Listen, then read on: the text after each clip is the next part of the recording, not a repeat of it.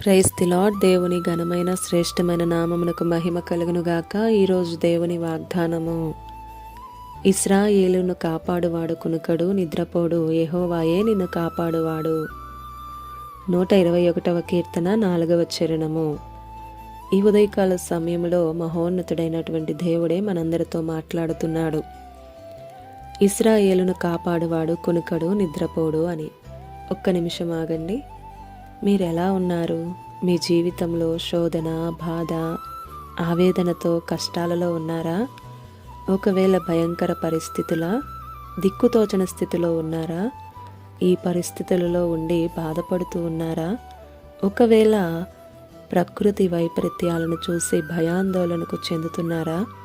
ప్రియ సహోదరుడా, సహోదరి, ఒక్క మాట, ఏ పరిస్థితులలో నీవున్నా మన దేవుడు గొప్పవాడండి. మన దేవుడు మహోన్నతుడు. ఆయన నీ దగ్గరకు వచ్చే దేవుడు. నీవు భయపడనవసరం లేదు. మన దేవుడే కదా మనల్ని కాపాడేది. మన దేవుడు కాకపోతే, మన దేవుడు జోక్యం చేసుకోకపోతే మనల్ని కాపాడేది ఎవరండి చెప్పండి? ఏ పోరాటాలైనా, అనారోగ్యం, అప్పులు, ఏ పరిస్థితుల్లో నీవు ఆవరించి ఉన్నావో, నీవు భయపడుతూ ఉన్నావో, ఇశ్రాయేలీను కాపాడువాడు కునుకడు, నిద్రపోడండి.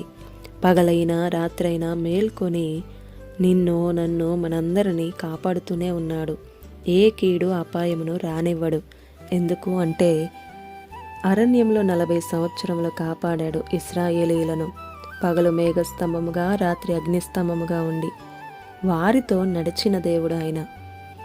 దావీదు తనను తరుముచున్నారు 21 సంవత్సరములు శత్రువులు తరుముతున్న ఏ శత్రువు కూడా దావీదుని ముట్టలేదు. కారణం, దేవుడే దావీదును కాపాడాడు. అదే దేవుడు ఈరోజు నిన్ను కాపాడుతాడు. అలాంటి గొప్ప దేవుడు నీకుండగా ఎందుకు భయం?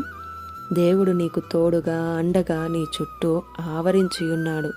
నీ దేవుని బట్టి ధైర్యం తెచ్చుకో. ఆమేన్.